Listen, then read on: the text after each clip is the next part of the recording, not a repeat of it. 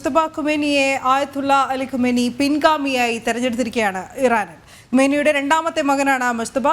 ദിവസങ്ങൾക്ക് മുൻപ് ഖുമേനി ഗുരുതരാവസ്ഥയിലെന്ന റിപ്പോർട്ടുകളും അവിടെ നിന്ന് പുറത്തു വന്നിരുന്നു. ഇതിന് പിന്നാലെയാണ് ഈ വാർത്ത കൂടി വരുന്നത്. ഐസൻ ജോസഫ് വിവരങ്ങളുമായി ചേരുന്നു. ഐസൻ, ഇത് സ്ഥിരീകരിക്കാവുന്ന വാർത്തയാണോ? മറ്റു വിവരങ്ങൾ?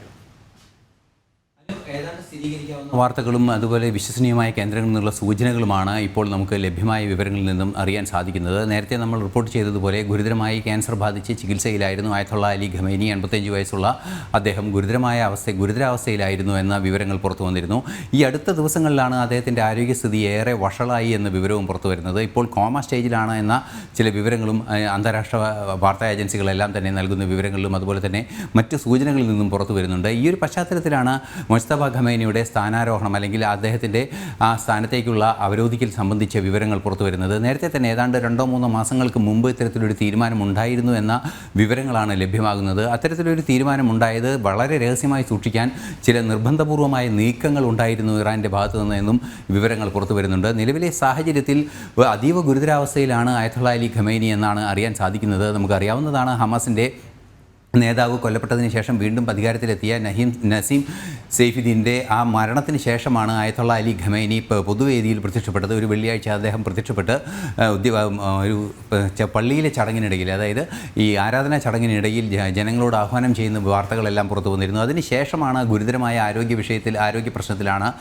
അല്ലെങ്കിൽ ക്യാൻസർ ബാധിതനായി ഗൗരവതരമായ ക്യാൻസർ ബാധിച്ച് അതീവ ഗുരുതരാവസ്ഥയിലാണ്, ചികിത്സയിലാണ് എന്ന വിവരങ്ങൾ ലഭ്യമായത്. ഈ വിവരങ്ങളുടെയൊക്കെ പുറകെയാണ് 85-കാരനായ ആയത്തുള്ള അലി ഖമേനിയുടെ ആരോഗ്യസ്ഥിതി സംബന്ധിച്ചും അതുപോലെ തന്നെ അദ്ദേഹത്തിൻ്റെ മാനസികമായ അവസ്ഥ, അതായത് ഇപ്പോൾ നിലവിലെ സാഹചര്യത്തിൽ അദ്ദേഹത്തിന് പ്രതികരിക്കാനാകുന്നില്ല, മരുന്നുകളോട് പ്രതികരിക്കുന്നില്ല എന്നത് മാത്രമല്ല, സംസാരിക്കുമ്പോൾ പോലും തിരിച്ച് മറുപടി പറയാനോ അത്തരത്തിലൊരു കാര്യങ്ങൾ ഗ്രഹിക്കാനോ സാധിക്കുന്നില്ല. ഓർമ്മ പൂർണ്ണമായും നഷ്ടപ്പെട്ടു എന്നൊരു സൂചന തന്നെയാണ് പുറത്തേക്ക് വരുന്നത്. ഈ ഒരു സാഹചര്യത്തിലാണ്, ഗൗരവതരമായ ഒരു അവസ്ഥയിൽ കോമ സ്റ്റേജിലെത്തിയ ഒരു സാഹചര്യത്തിലാണ് ഈ വിവരങ്ങളെല്ലാം തന്നെ അനൗദ്യോഗികമായെങ്കിലും പുറത്തു വരുന്നത്.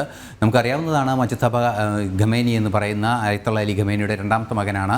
ഗുരുതരാവസ്ഥയിലായ ആ സമയത്ത് തന്നെ ഇയാളിലേക്ക് തന്നെയായിരിക്കും, അല്ലെങ്കിൽ ഖമേനി മുസ്തഫയിലേക്ക് തന്നെയായിരിക്കും ഈ അധികാര കൈമാറ്റം ഉണ്ടാകുക എന്ന സൂചനകളും പുറത്തു വന്നിരുന്നു. അതിനെ ഏതാണ്ടൊക്കെ സ്ഥിരീകരിക്കുന്ന രീതിയിലുള്ള വിവരങ്ങളാണ് ഇപ്പോൾ പുറത്തു വരുന്നത് എന്നാണ് അറിയാൻ സാധിക്കുന്നത്.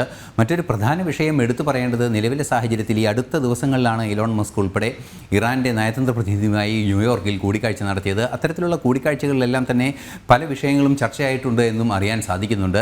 ഇതിൻ്റെയൊക്കെ പശ്ചാത്തലത്തിൽ ചേർത്ത് വായിക്കുമ്പോഴാണ് ഖമേനിയുടെ ആരോഗ്യസ്ഥിതി ഏറെ ഗൗരവമാണെന്ന വാർത്ത സ്വാഭാവികമായും പുറത്തു വരാനുള്ളൊരു സാധ്യതയിലേക്ക് കാര്യങ്ങൾ ചെന്നെത്തിയത് എന്നാണ് അറിയാൻ സാധിക്കുന്നത്. ഒരുപക്ഷെ അധികാര കൈമാറ്റത്തോടെ പശ്ചിമേഷ്യയിലെ വിഷയങ്ങൾ കുറേ കൂടി കാര്യക്ഷമമായി ഇടപെടുന്നതിന് ഒരു നീക്കം അമേരിക്കയുടെ ഭാഗത്തു നിന്നുണ്ടാകാനും ഇറാനുമായി ആ വിഷയത്തിൽ ഇടപെടുന്നതിന്, ഇറാൻ പിന്തുണയ്ക്കുന്ന ഭീകര സംഘടനകളാണ് ഇസ്രായേലിൽ ഇത്തരം പ്രശ്നങ്ങളൊക്കെ ഉണ്ടാക്കുന്നത്, ആ വിഷയങ്ങളിലേക്ക് അഭിസംബോധന ചെയ്യുന്നതിനുള്ളൊരു സാധ്യതയിലേക്ക് വിരൽ ചൂണ്ടുന്നു എന്ന സൂചനയും പുറത്തു വരുന്നുണ്ട്. അനു, ശരി.